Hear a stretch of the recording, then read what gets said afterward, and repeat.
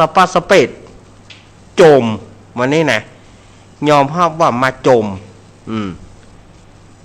บาโจมเนอะก็อย่างที่อันตมาว่าเนี่ยบางอย่างมันก็สูญหายไปโจมเนอะเปิ้นก็ว่าจิลุผีบ้าหนังอู้คนเดียวอย่าได้กับบดีนะเฮาจะว่าก็บอกว่าก็บอกว่าก็ว่าก็บอกว่านั่นน่ะ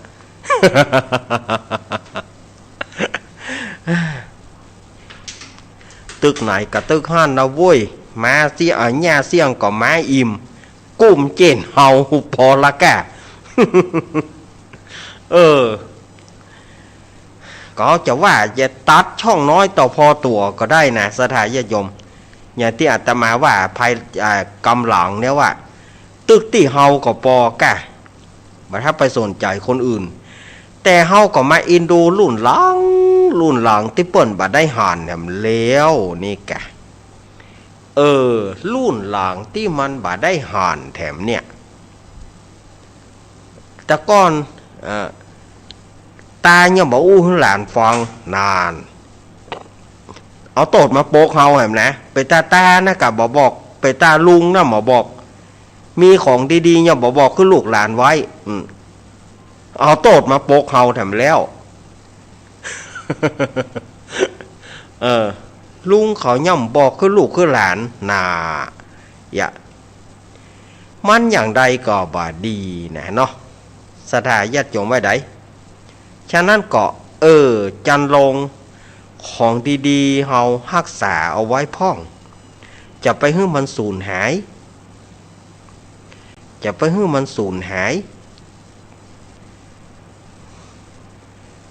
บัดเดียวเฮาฮู้จักก็มองต่ำเข้าเฮาฮู้จักก็บ่มีมองต่ำเข้าเฮาก็บ่ได้รักษาเอาไว้ให้ลูกคือหลานลูกหลานก็มีแต่ตำนานมองต่ำเข้ากาเนี่ยญาติโยมรู้จักกานี่ก็คือเป็นเหมือนพัดอะ เหมือนพัดเปิ้นเอาไว้หะกายเข้าเอาไว้วีเอาไว้ปัดกายเข้าเวลาเปิ้นตีเข้ากาผากนี่ขจุนบัดเดี๋ยวนี้ขจุนที่เอาหะกายเข้าบ่มีละเอาไว้หะน้ำใส่สวนยาสวนหอมขจุนบ่มีละจอมแหนี่จะมีอยู่เพื่อเอาไปตอดป่าแต่จอมนี่บ่มีละซุ่มนี่ก็บ่มีละเอาไว้ตั้งเอาป่าซุ่มตั้งป่าซุปซุ่มก็มันก็เหมือนกุ้มไก่นั่นนะแต่ปากมันน้อยหรอกุ้มไก่ซุ่มไว้ตั้งสมัยก่อนเปิ้นลงหนองก็เอาซุ่มเขาตั้งซุปเอาป่า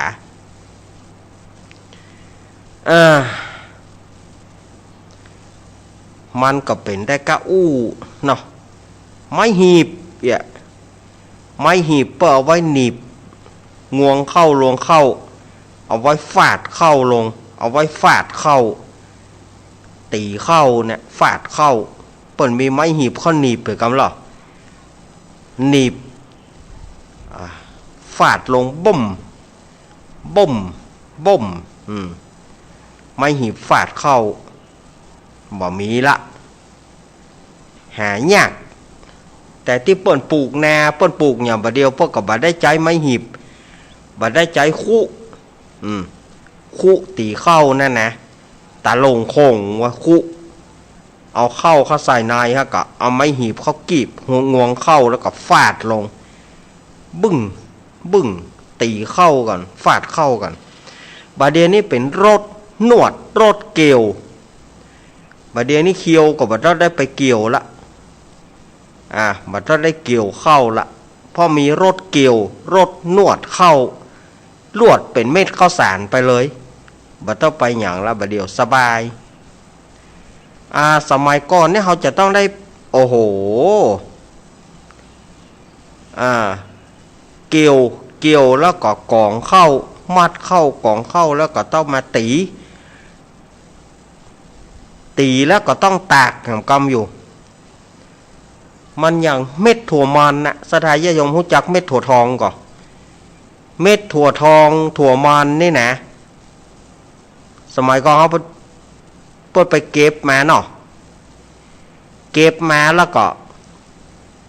เอาตากมันแตกพอแพบมันแตกคนเดียวมันนะมันแห้วมันแตกพอแพบก็บุ๊บบุ๊บถั่วบอกว่าบุ๊บถั่วรุ่นอาตมาเนี่ยหาถ้าจะว่าจะเป็นรุ่นสุดท้ายที่บุ๊บถั่วทองเนี่ยอาตมาเป็นร้อนก็ยังไปบุ๊บตัวเปิ่นอยู่แม่แปลงค้อนเฮืออันหนึ่งบุ๊บถั่วเปิ่นเอาใส่ตารางนั่นหรอเปิ่นใส่คุแล้วก็เข้าอยู่ในคุบุ๊บถั่วในคุนั่นนะก็บ้านก็เอาใส่กระสอบเอาใส่ผ้าเต็นท์น่ะเอาผ้าเต็นท์เขาปูแล้วเอาถั่วเขาวางตากไว้แล้วก็ลวดบุ๊บเอาเม็ดมันบุ๊บเอาเม็ดเอาไม้เนี่ยแป่งไม้บุ๊บถั่วบุ๊บถั่วแล้วเปิ่นเอากระเม็ดมันแล้วเปิ่นเอาไปขาย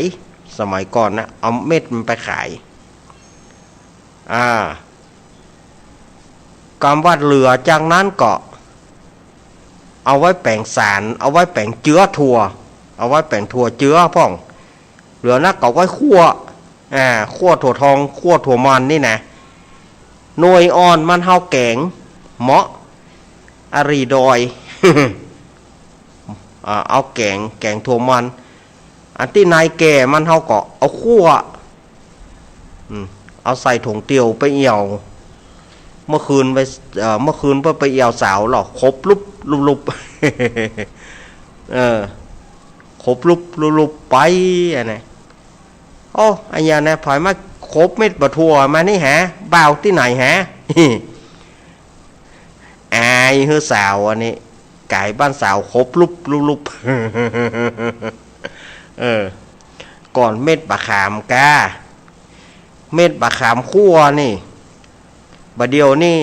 อาตมาภาพมีสิทธิ์แค่มองสดายญาติโยมมีสิทธิ์แค่มองครบบะได้เขี้ยวบะดีเขี้ยวบะแข็งดีนะเขี้ยวบะแข็งเขี้ยวจะหักบะเดียวครบบะได้มาไป10 ปีละเม็ดบะขามคั่ว ให้กินก็เปิ้นรู้อันเนี้ยก็สเปเหระสปะสเปดสถาญาติโยมวันนี้เนาะในช่วงของรายการสารธรรมยามบ่ายยามแรงว่าเล่นกันไปยังกันไปเฮือสถาญาติโยมได้คลายความเครียดมาเฮือสถาญาติโยมได้กึดไอ้หยังนักฟังแล้วก็ในอดีตที่ผ่านมาขี้เก่าขี้หลังมันเป็นอย่างอี้แต่อีนะจมพ่องหยังพ่องสะพ่องก็หันโต้ยการมานั่งจมสะพ่องก็บ่หันโต้ยเน้นนี่ถ้าอยากกินยาพิษนี่วันนี้มันถ้าจะกินยาพิษซองไปจมบุ่มให้จะสติฟั่นเฟือนสติถ้าจะฟั่นเฟือนไปละกะบ่ได้ฟั่นเฟือนสถาญาติโยมป่ะอาตมาบ่ได้เสียสติบ่ได้ฟั่นเฟือนบ่ได้อะไรอย่างทั้งสิ้นแต่ว่าอาตมาภาพก็มาให้สถาญาติโยมเขาฟังกันเพื่อว่าบ่ฮื้อสถาญาติโยมได้เครียดกันบางคำมันก็อาจจะบ่ม่วน บางคำอาตมานี่นะมันถ้าจะถึงว่าคำอาตมานี่ตึงบ่ม่วนอยู่ละ แต่ว่าก็แฝงด้วยคติว่าของตะกอนมันเป็นอีเนอร์ของบาเดียวมันเป็นอีเนอร์นี่นะบาเดียวนี่ของกินกับข้าวมีอะไรอย่างลำสดายญาติโยมป่ะบะม่วงสุก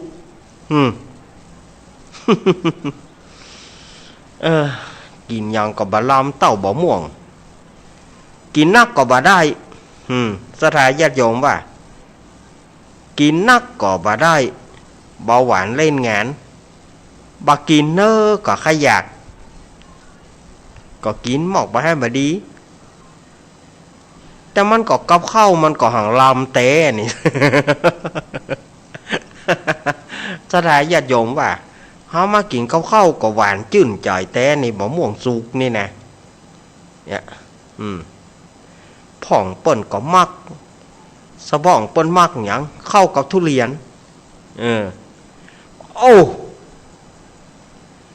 ทุเรียนนี่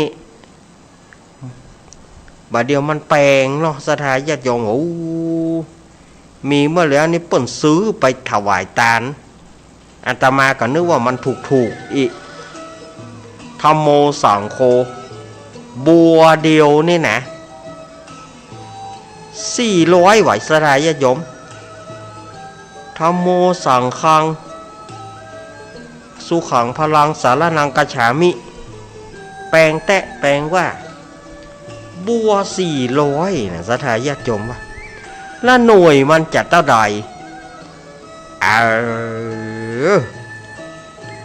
บัดเดียวยังมาลดนะลดหน่อยบัว200ป่ายวะอันนี้ยังเกรดที่มันต่ำนะยังเกรดที่มันต่ำแล้วนะบัว200ป่ายนี่นะถ้าบัวที่แปลงที่สุดนั่นนะที่มันเกรดดีๆหน่อยบัว400ป่ายอีลำเหลืออาตมาถอยแล้วโยมเหยบ่ไหวละ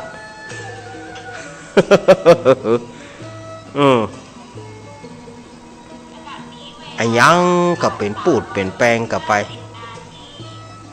วันนี้อาตมาจมใจสเปเหละป่อยหมดชั่วโมงกว่าอันนี้นั่งจมมาได้นะจะหมดชั่วโอ้ยตายละสดายญาติโยมสุมาเตอร์เนอจะไปว่าอาตมาเป็นผีบ้าผีบิดเนอบ่ได้เป็นนะสติก็ยังดียังเก่ายิกตัวเก่าก็หูอยู่เจ็บอยู่บ่ใช่ว่าอาตมาจะเสียสติฟ่อนเฟือนบ่ใช่นะบ่ได้ฟ่อนเฟือนเนอะจิตก็ยังเต็ม100%อยู่แต่เอามาอู้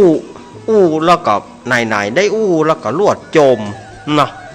ไหนได้อู้แล้วก็ลวดจมก็อนุโมทนาแม่สีทรเปรมจิตเนอะแม่สีทรเปรมจิตหนองบัวชัยปราการจังหวัดเชียงใหม่อาตมาลุกจากจัดรายการนี้ไปเปิ้นส่งลิ้นจี่มาฮื้อกองตังเคอรี่เปิ้นส่งลิ้นจี่มาฮื้ออนุโมทนาแม่สีทรเปรมจิตเนอะขอให้แม่ร่ำรวยเนอะแม่นึกแม่กึดกินกึดตานอะไรขอให้สมมฤทธีไฟอ้างเนอะแม่เนอะแม่สีทรเปรมจิตแม่แล้วก็ครอบครัวขออุทิศบุญให้กับป่อสีทนเปรมจิตป่อสีทนเปรมจิตที่เปิ้นได้ล่วงลับดับขันไปก็ขอให้เปิ้นได้รับผลบุญกุศลนะแม่เนอะจากลูกเนนได้รับเรียบร้อยรับเรียบร้อยแล้วก็ได้แจกกันไปเรียบร้อย รับเรียบร้อยแล้วก็ได้แจกกันไปเรียบร้อยก็อนุโมทนาแม่สีทรเนอะขอให้แม่หิมากาขึ้นกาแม่นไข่หมานเนอะแม่เนอะตัวเปิ้นฟังอยู่เนาะแม่สีทรก็ว่าเปิ้นไปพระบาทอุดมกามาละกะเนี่ยแม่สีทรเนาะถ้าปิกละ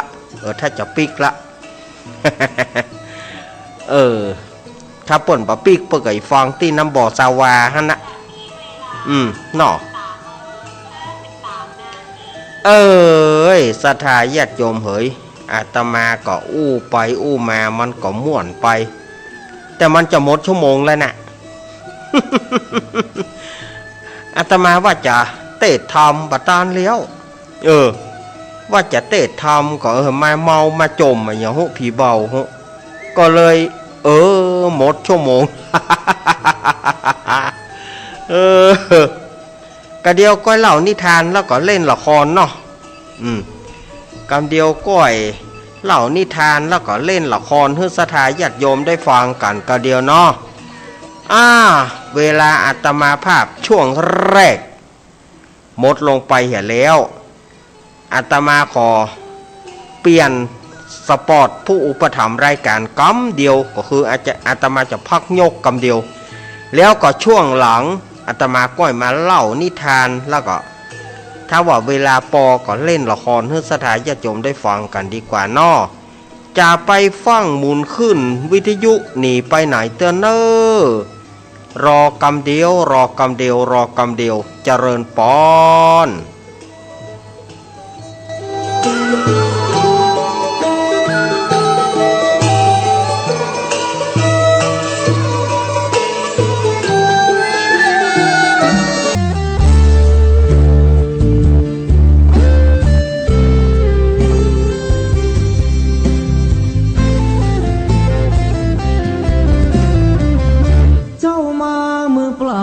จะเอาอะไรเมื่อตอนเจ้าไปเจ้าก็ไปมือเปล่าเช่นกันชื่อเสียงหยดลาบหากเอาไปไม่ได้สักอันแล้วใหญ่ยื้อแย่งแข่งขันก็ป่วยกันฆ่าฟันตัดรอนเงินทองตามส่งแค่โรงพยาบาลญาติมิตรวงวานลูกหลานส่งแค่เชิงตะกอนจะมีใครเล่า